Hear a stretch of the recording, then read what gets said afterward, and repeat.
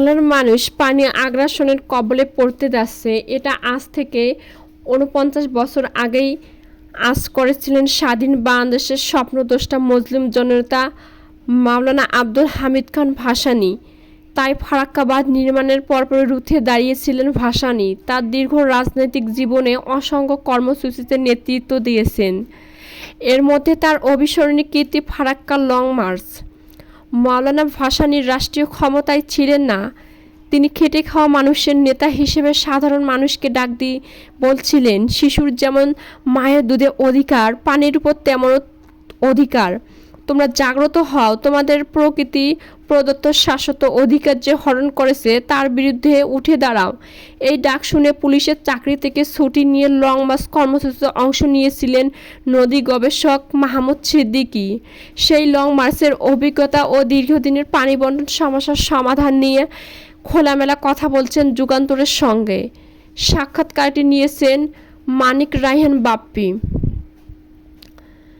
ভারত মালদহ ও মুর্শিদাবাদ জেলায় ফারাক্কা বাঁধ নির্মাণ শুরু 1961 সালে এবং 1975 সালে শেষ হয়। এই বাঁশের চাঁপাইনবাবগঞ্জ সীমান্ত থেকে ভারতের 18 কিলোমিটার ভেতরে গঙ্গা নদীর উপর অবস্থিত। এই বাঁধের প্রভাবে শুকনো মৌসুমে বাঁশের দক্ষিণ পশ্চিমে পানির জন্য হাহাকার তৈরি হয়। এরপরে ৭৬-এ 18 এপ্রিল হাসপাতাল থেকে ফেরার পর মাওলানা ভাসানী ঘোষণা দেন, ভারত যদি বাংলাদেশকে পানি অধিকার থেকে বঞ্চিত করে তাহলে তিনি লং মার্চ করবেন। পরে 16 মে এই কর্মসূচির ডাক দেন। সেই লং মার্চ অংশ নেওয়ার অভিজ্ঞতা কেমন ছিল? পুলিশের সাব ইন্সপেক্টর হিসেবে তখন গাইবান্ধা থানায় কর্মরত ছিলেন। তার আগে থেকে মাওলানা ভাসানীর প্রতি অগাধ শ্রদ্ধা ও তার ভক্ত ছিলাম। ভাসানীর কথা শোনাচ্ছিল নেশার মতো। পরে ছুটি নিয়ে লং মার্চে অংশ নেওয়ার জন্য রাজশাহী চলে আসলাম। এর আগে 1967 সালের পর থেকে রাজশাহীতে যতবার ভাসানী সাহেব এসেছিলেন প্রতিবারে আমি সাক্ষাৎ করেছি। হাসপাতালে চিকিৎসাধীন অবস্থায় লং মার্চ কর্মসূচি ঘোষণা করে সবাইকে চমকে দিয়েছিলেন ভাসানী। এ বিষয়ে কিছু বলবেন? দক্ষিণবঙ্গের সামুদ্রিক জলোচ্ছ্বাস হয়েছিল, এতে প্রায় 10 লাখ মানুষ মারা গিয়েছিল। তখন মাওলানা সেখানে খোঁজখবর নিতে গিয়েছিলেন। তাছাড়া দেশের বিভিন্ন প্রান্তে ছুটে বেরিয়েছেন। এজন্য অসুস্থতা হওয়ার পর থেকে হাসপাতালে ভর্তি ছিলেন। হাসপাতাল থেকে ছাড়া পেয়েছেন, লং মার্চে অংশ নিয়েছিলেন। ফারাক্কা লং মার্চ কর্মসূচির রাজশাহী টু কনসার্ট কেন? যেহেতু রাজশাহীর পাশে গঙ্গা নদীর উপরে ফারাক্কা বাঁধ হয়েছিল। প্রথম ধাক্কাটা কিন্তু ওই অঞ্চলের প্রকৃতি ও মানুষের উপর পড়েছে। এজন্য রাজশাহীকে বেছে নেওয়া হয় লং মার্চের শুরু স্থান। ভাসানী সাহেব কখন ও কিভাবে লং মার্চে অংশ নিলেন? 16 মে লং মার্চ শুরু হবে। তার আগের দিন অর্থাৎ 15 মে ভাসানী রাজশাহীতে আসলেন। তার জন্য সার্কিট হাউসে ব্যবস্থা করা হয়েছিল, কিন্তু সেখানে তিনি থাকেননি। বিজ্ঞ একজন রাজনীতিবিদ হয়ে সাধারণ মানুষের মতো একজনের বাড়িতে রাত কাটালেন। লং মার্চ উপলক্ষে লোকনাথ স্কুলে ক্যাম্প করা হয়েছিল। সেখানে সব ধরনের আয়োজন ছিল। সেখানে উপস্থিত হয়ে সবার সঙ্গে কুশল বিনিময় করলেন। সবার কাছ থেকে নানা ধরনের সমস্যার কথা শুনলেন। 2-3 ঘন্টা পর তৎকালীন রাজশাহী ডিসি ও এসপি আসলেন ভাসানীর সঙ্গে সাক্ষাৎ করতে। এতক্ষণে দেরি করে আসার পর ডিসি এমপির উপর যে তিনি রাগ করেছেন সেটা তাদের বুঝতে দেননি। স্বাভাবিকভাবে কুশল বিনিময় করছেন। এক পর্যায়ে ডিসিকে জিজ্ঞেস করলেন, রাজশাহী শহরের কতগুলো খাস পুকুর আছে? এটা ছিল সাইকোলজি ডিসিকে শিক্ষা দেওয়া। উত্তরে ডিসি বলেন, হুজুর, আমরা মাত্র কয়েক মাস হয়েছে এখানে পোস্টিং। আরেকটি প্রশ্ন করলেন ডিসিকে, আচ্ছা বলুন তো চলন বিলের গভীরতা কত? প্রশ্ন শুনে নির্বাকের মতো চেয়ে থাকলেন ডিসি। উত্তর দিতে পারলেন না। এসব প্রশ্ন করার উদ্দেশ্য ছিল দেরি করে আসার জন্য সবার সামনে বেকায়দায় ফেলা। এক পর্যায়ে ডিসি দেরি করে এসেছেন এটি অনুধাবন করতে পেরে ভাসানীর কাছে ক্ষমা চাইলেন এবং দোয়া নিলেন। পরে আবার আধা ঘন্টা পর ডিসি ও এসপির স্ত্রী নিয়ে এসে ভাসানীর কাছ থেকে দোয়া নিলেন। লং মার্চের 64 কিলোমিটার যাত্রা কেমন ছিল?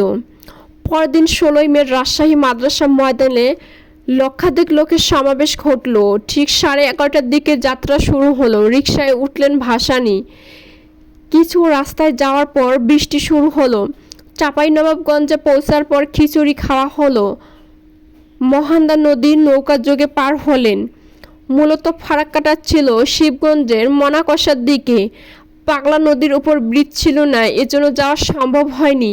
ফলে মিছিলটি মনাকষার দিকে না গিয়ে কানসাট হাই স্কুল মাঠে সমাবেশ অনুষ্ঠিত হয়। এটা ছিল একটা প্রতীকী প্রতিবাদ। এই কর্মসূচি বৈশ্বিকভাবে কেমন প্রভাব ফেলেছিল? লং মার্চ কর্মসূচির খবর আন্তর্জাতিক গণমাধ্যমে ব্যাপকভাবে প্রচার হয়েছিল। ফলে বিশ্ব নেতারা জানলেন ফারাক্কার কারণে আন্তর্জাতিক নদীর পানির বেশিরভাগ অন্যদিকে চলে যাচ্ছে, দেশকে মরুকরণের দিকে নিয়ে যাওয়ার গভীর ষড়যন্ত্র হচ্ছে। এটা জাতিসংঘ পর্যন্ত আলোচনা উঠেছিল। এর ফলে 1977 সালে গঙ্গা নিয়ে একটা চুক্তি হলো। সেই চুক্তিটা শুষ্ক মৌসুমে বাঁশের জন্য ভালো চুক্তি ছিল, বাঁশের জন্য মর্যাদা ও সম্মানের ছিল। সেই চুক্তিতে ভারতের সঙ্গে বাঁশের বন্ধুত্বপূর্ণ সম্পর্কটা ছিল। পানির জন্য আমাদের বেগ পেতে হয়নি।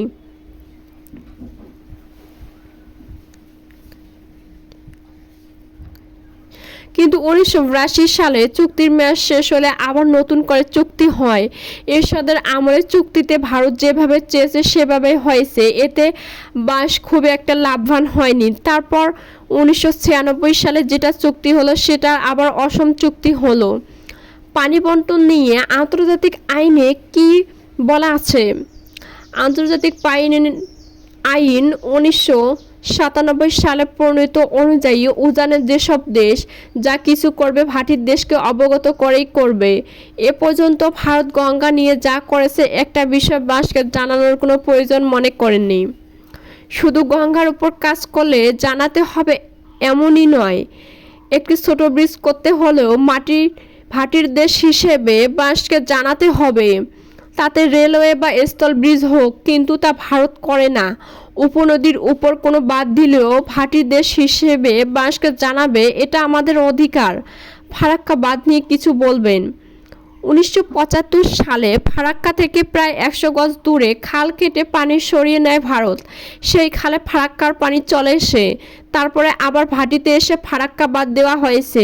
সেখানে 109টি গেট রয়েছে, তার মধ্যে 2 থেকে 3টি গেট খোলা থাকে, বাকি সব বন্ধ রাখে ভারত। আর ভরা বর্ষায় সব গেট খুলে দেয় ভারত, কিন্তু শুষ্ক মৌসুমে তা করে না।